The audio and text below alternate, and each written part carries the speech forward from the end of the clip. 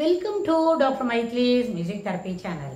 இன்றைய பதிவிலையும் therapeutic music in detail என்ற தலைப்பில் சில செய்திகளை நம்ம பகிர்ந்துக்கலாம். சென்ற பதிவில் பார்த்தோம், ஒரு மியூசிக் தெரப்பியை கொடுக்கும் பொழுது நம்மளோட மெடிடேஷன், சக்கரா மெடிடேஷனில் கூட அதற்கு தொடர்புடைய அந்த எழுத்துக்களுக்கு ஏற்ப, அந்த பீஜ மந்திரங்களுக்கு ஏற்ப இருக்கக்கூடிய ஸ்வரங்களுக்கு நம்ம ராகங்களை வாசித்து நம்ம அதை பயன்படுத்திக்க முடியும்னு அப்படி பார்த்தோம்.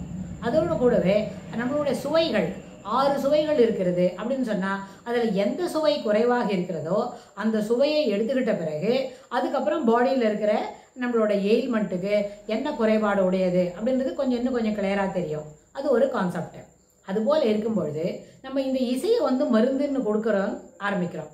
ஆனால் மருந்துன்னு கொடுக்கும்பொழுது எப்போவுமே என்ன இருக்கணும், ஒரு குறிப்பிட்ட அளவு லோயர் நம்பர்ஸ்க்கு. அதாவது மாடர்ன் மெடிசன் சொன்னால் என்ன பண்ணுறோம், மாடர்ன் என்ன சொன்னாலும் மெடிசன் சொன்னாலும் it is in toto, it gives the same meaning. அப்படின்னா smaller level, smaller amount of medication it has been to given to the patient 3 to 4 times in a day.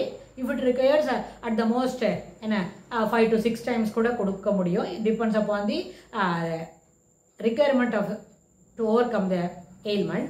அப்படின்னு சொன்னால் minimum மருந்தும் விருந்தும் 3 வேளைக்கு அப்படின்னு நம்மக்கிட்ட ஒரு பிராச்சீனமாக சொல்லக்கூடிய சில வார்த்தைகள் இருக்குது. அப்படின்னு சொன்னால் அதுபோல் 3 வேளைக்கு ஒரு நாளைக்கு ஒரு மருந்து எடுக்கிறோம்னு சொன்னால் அது வரைக்கும் அது ஒரு பெயின் ரிலீவர் அப்படின்னு வைங்க, வலி நிவாரணின்னு சொன்னால் அது என்ன பண்ணும், அந்த பெயின் ரிசெப்டாரை பிளாக் பண்ணும்.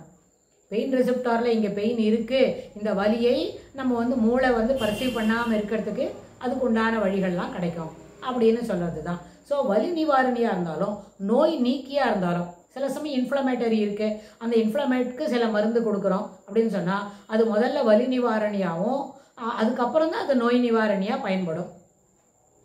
சில நேரத்தில் வலி நிவாரணியாக மட்டும் இருந்துட்டு அது நோய் நீக்கி என்ன இருக்கும், பாடி நம்ம சரீரத்தில் நம்ம உடல் சில நேரத்தில் it process on its own, it takes its own time to heal it self. அப்படின்னு சொன்னால் அது தானே தன்னைத்தானே சிறப்புப்படுத்திக்கிறதுக்கு, தன்னைத்தானே அதில் இருக்கக்கூடிய நோய் இருக்கிற கிருமிகளெல்லாம் தீர்த்து நேரம் ஆக்கிக்கிறதுக்கு it heals on its own அப்படின்னு சொல்லலாம். அதாவது ஒரு ஊண்டு இருக்குது, எங்கேயோ ஒரு காயம் பட்டுக்கிட்டோம், அந்த காயம் தானாக ஹீல் ஆகிறதுக்கு ஒரு ஹெல்த்தி பாடியில் 4 to 5 days ஆகும்.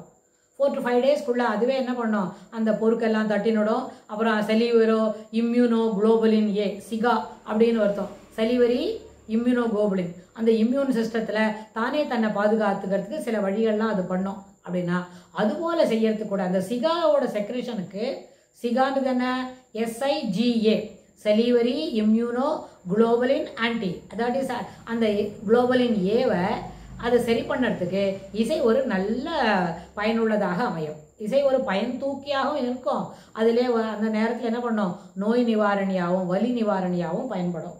இதற்கெல்லாம் நம்ம என்ன செய்யலாம், 1 to 1 ஒரு தனிப்பட்ட ஒரு இண்டிவிஜுவல், ஒரு பேஷண்ட்டுக்கு என்ன தேவையோ அதுபோலும் இதை தர முடியும்.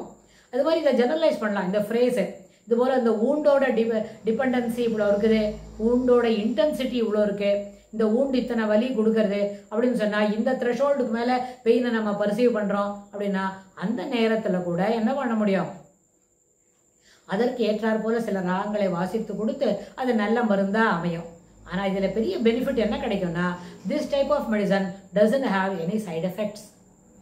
இப்போ நம்ம சாதாரண ஒரு அலோபதிக் மருந்து எடுக்கிறோம் அப்படின்னா அந்த மருந்து எடுத்த பிறகு நிறைய தண்ணி குடிக்கணும், வாட்டர் இன்டேக் நிறைய இருக்கணும். அப்போ தான் அது என்ன பண்ணும், செரிமானம் ஆகிட்டு it will not be a burden to the kidney, thereby it sends out, வாண்டாததை நல்லபடியாக வெளியில் தள்ளிடும்.